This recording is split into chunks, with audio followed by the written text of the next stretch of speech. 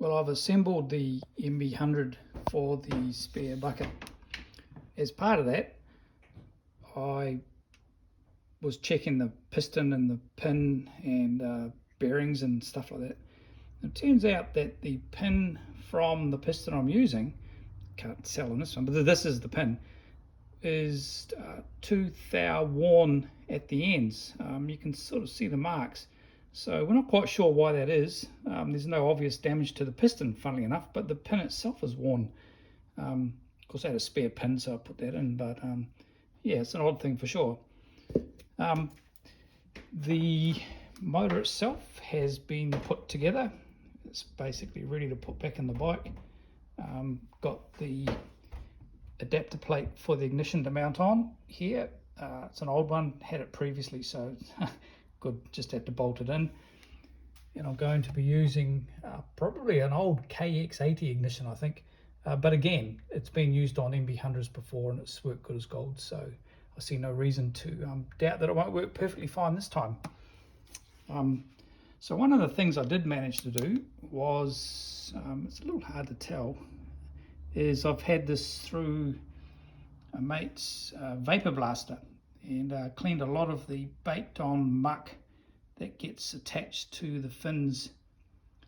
I managed to blast it off. Now it's not perfect and I wasn't intending to make it perfect, but it's a whole lot better than it was, and hopefully that'll help with cooling. Certainly won't hurt. Yeah, this is the intake that this is my favorite intake actually.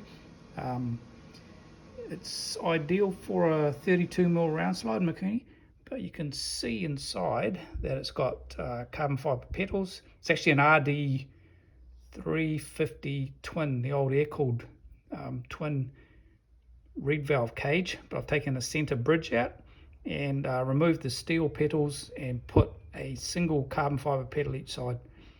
Down the center is a splitter, which has got a bit of a curve to it and is also shaped, doing my best to mimic a jet engine intake. You wouldn't want to be flying in a plane with this intake, but hey, there you go. You know, this one works really well despite the apparent small size, and it makes a particular noise on the dyno when the motor's running. You can definitely tell this reed block is on the engine when you're running the dyno. It makes a definite noise that you can tell, or I can tell anyway.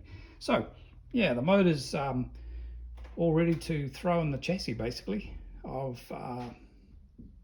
got a standard clutch in it, not one of my modified clutches.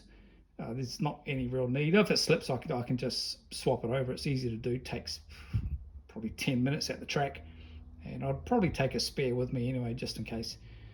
My clutches, I've modified them so you can fit an extra pair of plates in it, and the assembled height of the clutch pack is exactly the same with the extra pair as the standard clutch. So your lever pull stays exactly the same. All the geometry of everything stays exactly the same, except you've got an extra pair of plates.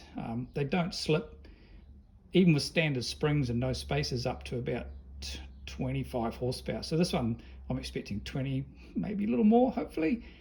So it shouldn't be a problem. The stock one might slip, but certainly if I need to, I'll put in a modified one and it'll never slip. All right, that's it. Thanks, bye.